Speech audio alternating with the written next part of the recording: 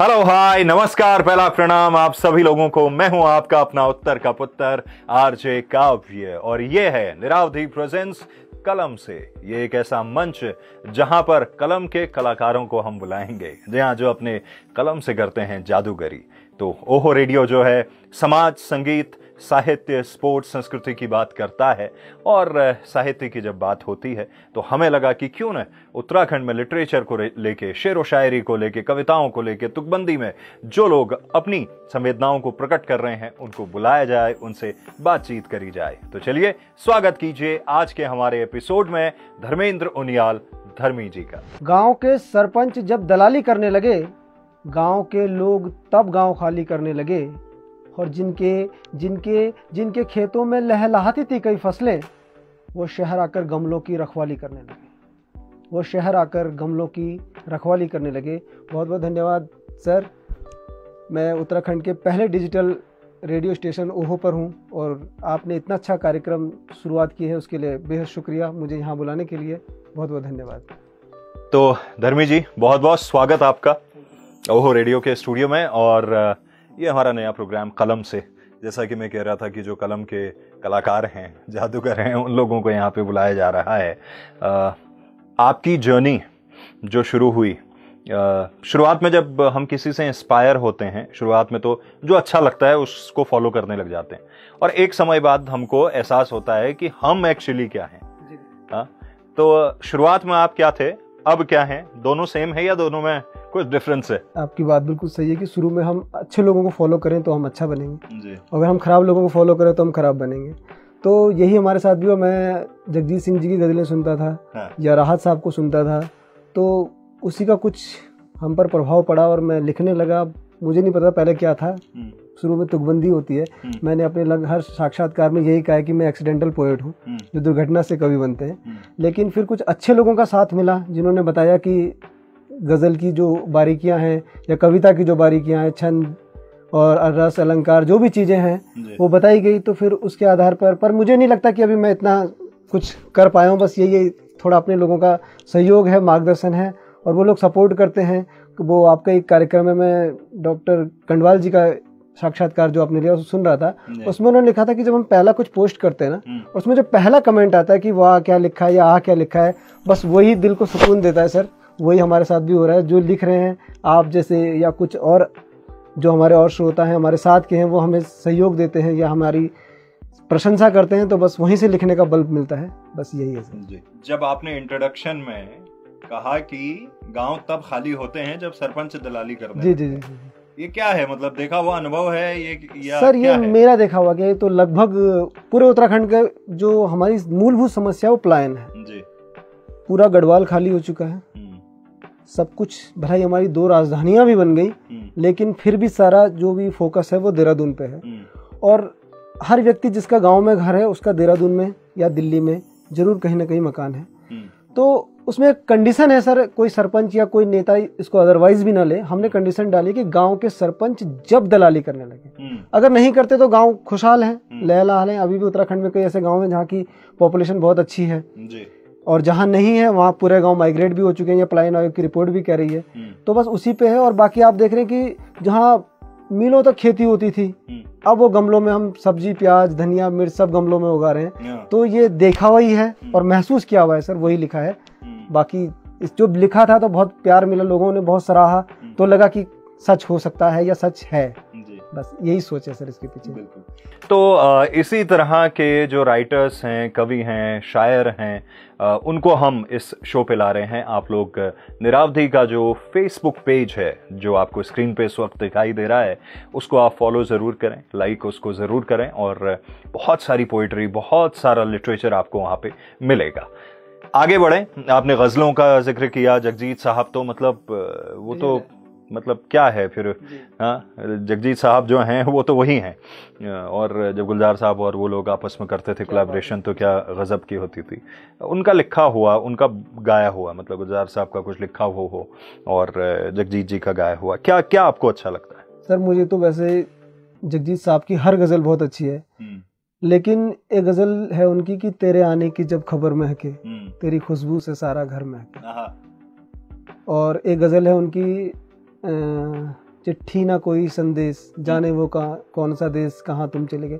तो अगर ऐसे गज़ल, और एक वो जो बचपन वाली गज़ल है उनकी कि वो कागज़ की कश्ती वो बारिश का पानी, आज भी अगर आप बारिश हो रही है बाहर और आज भी आप उस गज़ल को रेडियो से चलाते हैं कभी, तो मैं बता रहा हूँ कि जो जहाँ होता है ना वो वहीं स्तब्ध होकर उस गज़ल पे डूब जाता होगा, चाहे वो किसी भी आयु वर्ग का हो।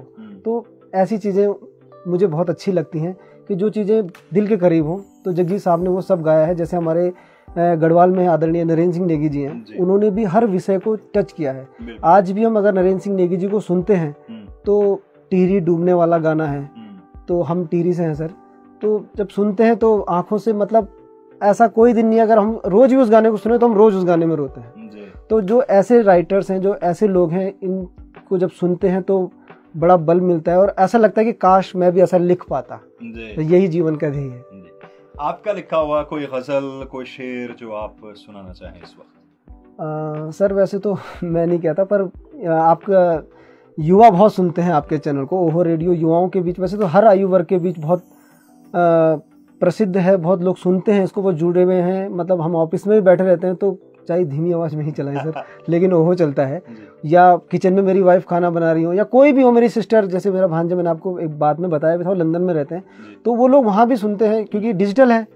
कोई ऐसा तो वो है नहीं कि फ्रीक्वेंसी का कोई लफड़ा हो, जब ऑन किया, डाटा ऑन किया और रेडियो ऑन हो गया। तो मैं युवा बहुत सुनते हैं जैसे, तो उसके लिए मैं 4 मिसरे जो मैं कभी सुनाए थे किसी कॉलेज में, तो वहाँ लड़कों को बहुत पसंद आए कि इतनी हिफाजत, इतनी संभाल कौन रखेगा। अच्छा। इतनी हिफाजत, इतनी संभाल कौन रखेगा, उम्र भर दिल टूटने का मलाल कौन रखेगा। और कई बार ख्याल आया, कई बार ख्याल आया कि उसका ख्याल छोड़ दूं, फिर ख्याल आया कि उसका ख्याल कौन रखेगा, फिर ख्याल आया कि उसका ख्याल कौन रखेगा। जब कॉलेज में पढ़ रहे थे उस वक्त पे ये शेरो शायरी काम करी? नहीं सर, उस वक्त पे ये शेरो शायरी काम नहीं की, क्योंकि उस समय जो हमारी उम्र के लोग हैं, उस समय का एक ध्येय होता था कि बस पढ़ना है। एक बार वो किताब के पहले पन्ने पे लिखा है कि इतिहास भूगोल बड़ी बेवफा, रात को पढ़ी सुबह को सफा। तो वो उसमें भी जो है बहुत मार पड़ी थी घर में कि जो तुम पढ़ाई सीरियसली नहीं ले रहे हो। तो हालांकि मैंने नहीं लिखा था, वो लिखा हुआ था कहीं पर, मुझे अच्छा लगा। तो ये सब 2018 से सर मैं इसमें कूदा हूँ लिखने के क्षेत्र में। अब चल रही है यात्रा, कहाँ तक पहुँचेगी ये तो ईश्वर जाने, या आप लोग कहाँ तक ले जाएंगे। तो आप कौन से वाले स्टूडेंट थे जो सीरियस होकर पढ़ाई करते थे? कभी टेबल में नाम वाम लिखने वालों में से थे? नहीं सर, मैं तारीफ नहीं कर रहा हूँ अपनी, आप ये मत सोचिए कि मैं कैमरे के आगे बैठा हूँ। एक्चुअली मैं इसी टाइप का था, क्योंकि घर से ऐसा माहौल था कि मैंने आप पहले भी 1-2 बार भेंट हुई है, तो उसमें भी यही कहा है कि मेरी मम्मी बहुत स्ट्रिक्ट है। स्ट्रिक्ट इन द सेंस कि बच्चों को गाइडेंस के हिसाब से बहुत ज़्यादा है। फिर मैं दिल्ली रहा हूँ DU में, तो मेरे जिया जी कॉलेज में ही थे, तो निगरानी में रहा हूँ गार्जियंस की। तो मैं आपको बताते भी बड़ा, मतलब अब फ़ख्र महसूस कर रहा हूँ, उस समय तो नहीं किया, कि मैं उत्तराखंड जो D फार्मा था उसमें उत्तराखंड का टॉपर रहा हूँ सर। तो मैं इस टाइप का स्टूडेंट था कि उस समय जो, मतलब जो चीज़ सामने है पहले वो लक्ष्य है, जब वहाँ से हट गए लक्ष्य बदलते रहते हैं समय के अनुसार, वही है सर। आपने फार्मा का जिक्र करा, तो करंट जो आपकी नौकरी है जरा हमारे देखने वालों को बताएं, कहाँ पे आप हैं और क्या आपका सर मैं इस समय जो हमारे न्याय के देवता हैं चितई महाराज जी, और हमारी जो अधिष्ठात्री देवी है नंदा देवी, उनका जो स्थान है, पावन धाम है अल्मोड़ा, मैं वहाँ पर चीफ फार्मासिस्ट के पद पर कार्यरत हूँ।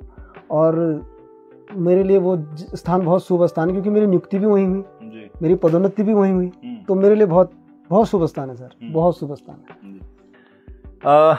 जब गज़लों की बात आती है मेरे ख्याल से दुख ही ज़्यादा निकलता है, सुख में तो कम ही लिख पाते हैं गज़ल। नहीं सर, वो तो आह से उपजा होगा पहला गान, ये है ना कि दर्द से में ही लिखा जाता है सर, दर्द में ही गाया जाता है। खुशी इजहार करने के तो कई मौके हैं, कई तरीके हैं, आप नाच के, गा के, किसी भी तरीके से खुशी इजहार कर सकते हैं। लेकिन दर्द लिखने के ही व्यक्त होता है, चाहे आप चिट्ठी में लिखते थे, जो पुरानी प्रेमिकाएं हैं या पुराने प्रेमी हैं, या जो हमारे फौज में भाई होते थे, उनको भी घर से चिट्ठियां जाती थी। वो जो चिट्ठी का दर्द है ना सर, वो दर्द लिख के ही बयां हो सकता है, वो गा के बयां नहीं हो सकता। तो मेरा ये मानना है कि दर्द जो है लिख के ही बाहर आ सकता है। तो गज़ल में भी आप सही कह रहे हैं, वैसे ऐसा नहीं है, रोमांटिक गज़लें भी लिखी गई हैं, लेकिन मेरा ये मानना है कि आहा से उपजा होगा पहला गान वाली जो पंक्ति है, तो दर्द लिखा ही जा सकता है, सबसे अच्छा तरीका उसका वही है। तो दर्द में अभी आप क्या सुनाना चाहेंगे, किसका दर्द? दर्द में सुनाना चाहूंगा सर पूरे उत्तराखंड का जी। पूरे उत्तराखंड का इन द सेंस कि हमारे यहाँ वीर बहुत ज्यादा, मतलब वीर इन द सेंस कि फौजी बहुत हैं और लगभग हर घर से हैं, नहीं तो किसी के रिश्तेदारी में हैं। तो और हमने ये देखा है कि उत्तराखंड ने बहुत ज़्यादा शहादत भी उत्तराखंड में ही हुई है जी। मतलब हमने बहुत खोए हैं अपने, आपने भी हो सकता है खोए हो या किसी ना किसी माध्यम से मैंने भी खोए हैं। तो 4 मिसरे लिखे थे कभी कि यहाँ आँख से बहते अश्कों की गवाही कौन देगा, यहाँ आँख से बहते अश्कों की गवाही कौन देगा, सब दर्द लिखने लगेंगे तो स्याही कौन देगा, और हर माँ अपने बेटे को सीने से लगा लेगी तो सरहदों की हिफाजत के लिए सिपाही कौन देगा। क्या बात है, सरहदों की हिफाजत के लिए सिपाही कौन देगा। क्या बात है। आपका अपनी माँ से एक कुछ अलग तरह का जुड़ाव है जो मुझे लगता है पिछली बार जब आपने वो सुनाया था, मुझे बहुत कम इस तरह के याद रहते हैं, लेकिन ठीक हो जाऊंगी दवाई से कहती है। एक बार जरा सर वो ये था शेर, उसी शेर ने मुझे पहचान दी, उसी ने मेरे नाम के पीछे धर्मी लगाया है कि मैं ठीक हो जाऊंगी दवाई से बोलती है, माँ झूठ भी कितनी सफाई से बोलती है। तो मैंने कहा ना, वैसे तो हर बच्चे का होता है, हर माँ से होता है, लेकिन वो ये है कि दुआओं का माँ की असर चल रहा है, दुआओं का माँ की असर चल रहा है, दरिया के दम पर समंदर चल रहा है, और मंजिलें भी होंगी मयस्सर किसी रोज। भटक रहे हैं हम कि मंजिलें भी होंगी मयस्सर किसी रोज, अभी तो मुसलसल सफर चल रहा है, अभी तो मुसलसल सफर चल रहा है। बट बात तो ये है कि मजा अगर देखें वो सफर का ही है। मंजिल पे एक बार जब आदमी पहुंच जाता है तो पहुंचने के बाद लगता है कि हासिल तो हो गया, अब क्या। सफर को कैसे देखते हैं? सफर को ऐसे देखते हैं कि सर 4 मिसरों में फिर बताऊंगा कि सफर की तमाम दुश्वारियां ये पांव जानते हैं, सफर की तमाम दुश्वारियां ये पांव जानते हैं, ए जिंदगी अब हम तेरे सारे दांव जानते हैं, और शहर ने क्या पाया है ये शहर को नहीं मालूम, शहर ने क्या पाया है ये शहर को नहीं मालूम, मगर गांव ने जो खोया है वो गांव जानते हैं। वाह। मगर गांव ने जो खोया है वो गांव जानते हैं। तो कुछ सफर ऐसे भी हुए हैं सर, जो पलायन से अभी बात शुरू हुई थी, जो गांव खाली हो गए हैं पलायन से, उस सफर के ही बदौलत हुए हैं, मंजिलों की तलाश में ही निकले हैं लोग, लेकिन फिर वापस नहीं लौटे या लौट नहीं पाए, या शहर ने उनको लौटने नहीं दिया, शहर की चकाचौंध में खो गए, या रोटी की आस में तलाश में वो ऐसे बंध गए कि वो वापस नहीं लौट पाए। तो सफ़र ये है कि सफ़र कभी ख़त्म नहीं होता, सफ़र चलता रहता है, लेकिन सफ़र की दुश्वारियां बहुत है मेरे हिसाब से। आपको क्या लगता है जब गांव का जिक्र हो रहा है, वो गांव के प्राइमरी की पाठशाला, वो धारे नौले, वो गधेरे, वो आम के पेड़, वो हमारे हिसालू खुमानी, वो हमारे 30 त्योहार, जो वहाँ से निकले उनको क्या कह रही है कि जो अपने होंगे वो लौट आएंगे, आज उड़ जाने दो, ऐसा कुछ है क्या? या जो चला गया फिर वो वापस नहीं आएगा? वो क्या कह रहे हैं वो वहां से देख के? वो तो वही है सर। पलायन पे मैं फ़ोन ले लूँ, थोड़ा लंबी एक रचना है, नई लिखी है, मैं इसका सहारा लूँगा फ़ोन का।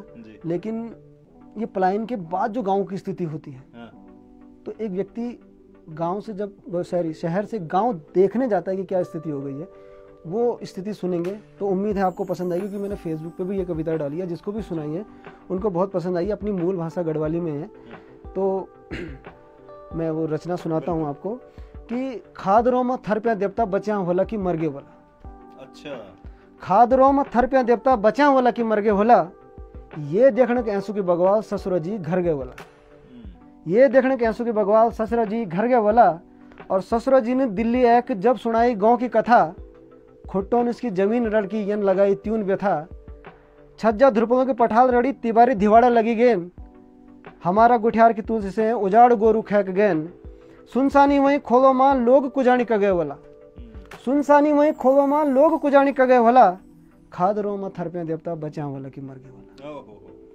और अब वो दरवाजा खोल रहे हैं तो तब की स्थिति है कि जन्नी मैंने जंदा खोली, जन्नी मैंने जंदा खोली तो रोए को खुटों जंदा पड़ गई, सांकल खोली के द्वार खोली तो द्वार खुदे को भां रड़ गई, बल माटा की मेलूट पर भी वहीं देखी पीड़ा की, बल माटा की मेलूट पर भी वहीं देखी पीड़ा की, और खत्म होएगी सैडियास मन मत है जो जीण की, और बस्ती कुड़ी बांझा देखी, बस्ती कुड़ी बांझा देखी आंखों आंसू भर गए वाला, खादरों में थर पे देवता बचा वाला कि मर गए वाला।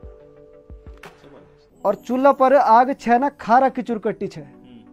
पलायन के बाद खाली हो गया था घर, तो जब वापस लौटे कि चूल्हा पर आग छे और ना खारा की चुरकट्टी छे, जंग लगियूं एक कलेलू फुटिया तला की बाल्टी छे, कोठार परोठा रोड़ी तू धिवाड़ा खे के चट्ट कर गेन, सरांगला और पिटोंगों की देखी कना मजा पड़ गेन।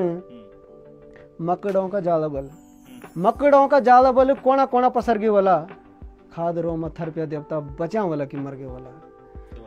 और अब इस कविता का वो बंद जिसके लिए पूरी कविता लिखी गई कि दर्द दर्द पहुंचो बेटा मैं पूजा वाली भितरी माँ। ससुर जी सुना रहे हैं वापस आके दिल्ली कि दर्द दर्द पहुंचो बेटा मैं पूजा वाली भितरी माँ, उद्गार खोलना मन मयन जन पानी कितली माँ, उद्गार खोलना मन मयन जन पानी कितली माँ, देवतों का खाद बल सुनसानी पसरी छे, और देवी का मुंड एंच छतर छोना छतरी छे, देवी का मुंड एंच छतर छोना छतरी छे, मेरा चाणचक जान सी, मेरा चाणचक जान सी, देवता सब डर गए वाला, खाद रो मत्थर पे देवता बचा वाला की मर गए वाला। और कुल देवी ते हाथ जोड़िक जब करी मैन प्रणाम, कुल देवी ते हाथ जोड़िक जब करी मैन प्रणाम, पूजा की थोकली पर रोने लगे शालिग्राम, पूजा की थोकली पर रोने लगे शालिग्राम, वो ना बेटा 2 पैसा का बाना तुम हम छोड़ के चली गए, वो ना बेटा 2 पैसा का बाना तुम हम छोड़ के चली गए, दिल्ली की आबो हवा में तुम्हारो मन मचली गए, क्या देखने का आई तू, देवता बोल रहे हैं कि क्या देखने का आई तू, कि लग्या फूल झर गए वाला, खाद रो में थर पे देवता बचा वाला कि मर गए वाला, मरी नी छो बेटा हम, मरी नी छो बेटा हम अभी बचा छो, तुम तो छोड़ गए अपनों गाँव पर हम यखी बचा छो, तुम तो छोड़ गए अपनों गाँव पर हम यखी बचा छो, हमारा सत का बल पर या भूमि देव भूमि छ, हमारा सत का बल पर या भूमि देव भूमि छ, बद्री केदार का रूप माँ देवतोन या चूमि छ, खाद रो में थर पे देवता मरिया नहीं अभी बचा छन, खाद रो में थर पे देवता मरिया नहीं अभी बचा छन, तुम्हारा ओण की आस माँ खाद रो में बसा छन, तुम्हारा ओण की आस माँ खाद रो में बसा छन। तो ये है सर पलायन की स्थिति। बहुत, और मुझे लगता है जितने लोग समझ रहे हैं भाषा वाइज उनको समझ में आ रही होगी क्या कहा जा रहा है। एक समय था कहते थे कि गांव से दिल्ली बड़ी दूर है, लेकिन आज 2.5 घंटे का सफर होगा उसके बाद भी दिल्ली वालों को गांव बड़ा दूर लग रहा है। बिल्कुल। क्या लगता है ये जो ट्रेन आ रही है, ट्रेन में लौट के आएंगे? सर एक्चुअली अब क्या है, उत्तराखंड टूरिस्ट प्लेस बन गया है। मैं बिल्कुल कड़वा बोलता हूँ सर, सच बोलता हूँ, आप मेरा फेसबुक भी चेक कर सकते हैं, मैं इसके लिए बहुत बागी भी कहा जाता है मुझे। तो उत्तराखंड टूरिस्ट प्लेस बन गया, यहाँ सब आते हैं गर्मियों की छुट्टियों में घूम के दिल्ली वापस, बस यही उत्तराखंड का उपयोग रह गया है। तो मेरा जितने भी बाहर लोग हैं उनसे यही निवेदन है कि उत्तराखंड को टूरिस्ट प्लेस न मानकर जन्मभूमि माना जाए, क्योंकि हम यहीं से निकले हैं, इसी मिट्टी से पले बड़े हैं। तो अगर हम ये मानेंगे ना सर, तो निश्चित रूप से उत्तराखंड का विकास संभव है और उत्तराखंड को वो मान सम्मान मिलेगा जो मिलना चाहिए। नहीं, उम्मीद तो यही है। और देखिए जो टूरिस्ट है वो टूरिस्ट की तरह आए तो समझ में आता है, जब अपने लोग टूरिस्ट की तरह आए हैं तो वो कहीं से भी नहीं भाता है। गीत वीत लिखते हैं? सर गीत लिखता हूँ मैं, गाता नहीं क्योंकि मेरी आवाज ऐसी नहीं है। गीत मैंने अब तक सर 11-12 गढ़वाली गीत लिख चुका हूँ और एक हिंदी गीत भी लिखा है राम मंदिर पे। गीत लिखता हूँ पर गाता नहीं, क्योंकि इतना साहस नहीं कि लोग मुझे झेल पाए, वो मैं अपनी परिधि से बाहर नहीं जाता। कुछ पढ़ के बता पाए? हाँ, वो पढ़ के मैं सर अभी एक गीत लिखा है उत्तराखंड की जो अभी वर्तमान की स्थिति है। आप देख रहे हैं कि हर जगह घोटाले जन्म ले रहे हैं, तो किसी सरकार विशेष के या किसी नेता विशेष के खिलाफ नहीं है, व्यवस्था के खिलाफ है। जो हमारे 22 सालों से हम देख रहे हैं या पूरा उत्तराखंड झेल रहा है, उस पर गीत लिखा भी सोशल मीडिया पे काफ़ी चल रहा है ये गीत, कि मैं गा के नहीं सर, मैं ऐसे पढ़ के सुनाऊंगा, क्योंकि पता चलेगी लोग मुझे ट्रोल करना शुरू कर दें ऐसी फटी आवाज़ में, कि भ्रष्टाचारी खीर उत्तराखंड की तकदीर और घोटालों को हलवा पकी मोदी जी गंभीर। ये मोदी जी को एड्रेस इसलिए किया गया कि वर्तमान में उनसे बड़ा नेता भारत में कोई नहीं है और उनसे साफ सुथरी छवि का नेता भी भारत में कोई नहीं है। तो इस उम्मीद से ये गीत लिखा गया कि शायद मोदी जी देखें इधर और कुछ सुधार हो हमारे प्रदेश की राजनीति में, कि भ्रष्टाचारी खीर उत्तराखंड की तकदीर, घोटालों को हलवा पकी मोदी जी गंभीर, और हाथ साफ हुए छो यख फूल दिखे फिर, हाथ साफ हुए छो यख फूल दिखे फिर, और घोटालों का घोटाला उत्तराखंड की तकदीर। और इसका वैसे बहुत लंबा गीत है पर एक बंद पढ़ूंगा जो बहुत चल रहा है इस समय वर्तमान में कि सचिवालय में भरी गए न नेतों का रिश्तेदार, सचिवालय में भरी गए न नेतों का रिश्तेदार, और कह की लगे नो निदुई और कह कर लगे नो नचार। और भाई भतीजा स्याला स्याली नौकरियों में बेटी जमाई, कोई बढ़िया हरिद्वार दरोगा और कोई बढ़िया पटवारी रवई, और कह की अषाढ़ लगी नौकरी कह की लगी मंगसीर, घोटालों में घोटाला बल उत्तराखंड की तकदीर। तो उत्तराखंड की जो इस समय वर्तमान में स्थिति है उस पर लिखा था ये। बाकी काफ़ी लोगों को अच्छा लगा, बहुत शेयर भी हुआ है ये। तो थोड़ा सा शो को लाइट करने के लिए अगर मैं आपसे कुछ श्रृंगार में सुनना चाहूँ, कोई गीत या कोई श्रृंगार में गीत तो नहीं, मैं हाँ ये सही कह सकते हैं आप। मैं एक गज़ल के चंद 2-4 शेर सुना सकता हूँ आपको शो को लाइट करने के लिए। वो शेर यूँ है कि उसकी नाजुक कलाई में चूड़ियाँ, उसकी नाजुक कलाई में चूड़ियाँ डूबी हों जैसे मलाई में चूड़ियाँ, उसकी नाजुक कलाई में चूड़ियाँ डूबी हों जैसे मलाई में चूड़ियाँ, और अंगूठियों का चलन बेहद पुराना है, अंगूठियों का चलन बेहद पुराना है, मैं ले गया था सगाई में चूड़ियाँ, मैं ले गया था सगाई में चूड़ियाँ। और शेर यह है कि उसने मेरी खातिर जंजीर बनवाई, चैन कि उसने मेरी खातिर जंजीर बनवाई, सुनार ने रख ली बनवाई में चूड़ियाँ, सुनार ने रख ली बनवाई में चूड़ियाँ, और पायल ही शोर नहीं करती रातों में, पायल ही शोर नहीं करती रातों में, खनकती हैं अक्सर रजाई में चूड़ियाँ, उसकी नाजुक कलाई में चूड़ियाँ डूबी हो जैसे मलाई में चूड़ियाँ। क्या बात है, बहुत कमाल और बहुत अच्छा लगा ओहो रेडियो के स्टूडियो में आप आए।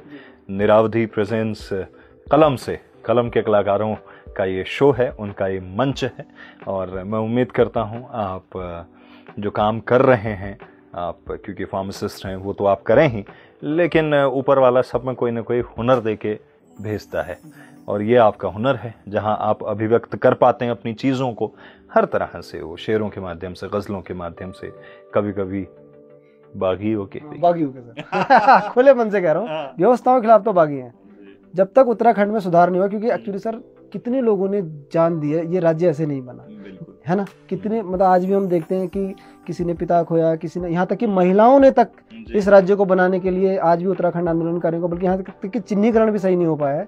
लेकिन इतना अच्छा राज्य जिसको देवभूमि का दर्जा प्राप्त है, चारों धाम यहाँ हैं, क्या नहीं है हमारे पास, लेकिन उसके बावजूद भी जो ये परिपाटी है ना सर, शुरू से जो गलत परिपाटी चली आ रही है, उसने राज्य को जो है पीछे धकेल दिया है। ये बर्दाश्त नहीं है सर। गिरदा कहते थे ना, कोई ना कोई तो लालो दुनिया दुनिया में, हाँ? तो उसी के प्रयास हैं, और आप यहाँ आए रेडियो स्टेशन, बहुत बहुत धन्यवाद। तो ये प्रोग्राम आपको कैसा लग रहा है जरूर से हमें बताइए। निरावधि प्रेजेंस कलम से ओहो रेडियो पर ये खास पेशकश उन लोगों के लिए जो साहित्य में इंटरेस्ट रखते हैं, शेर व शायरी, गजलों में, कविताओं में, नज़मों में, जरूर से बताइएगा। और साथ ही निरावधि का जो फेसबुक पेज है उसको फॉलो जरूर कीजिएगा, ताकि ऐसे ही और कमाल के जो कलम के कलाकार हैं उनसे आपकी मुलाकात हो सके। धन्यवाद, आपका दिन शुभ हो, नमस्कार।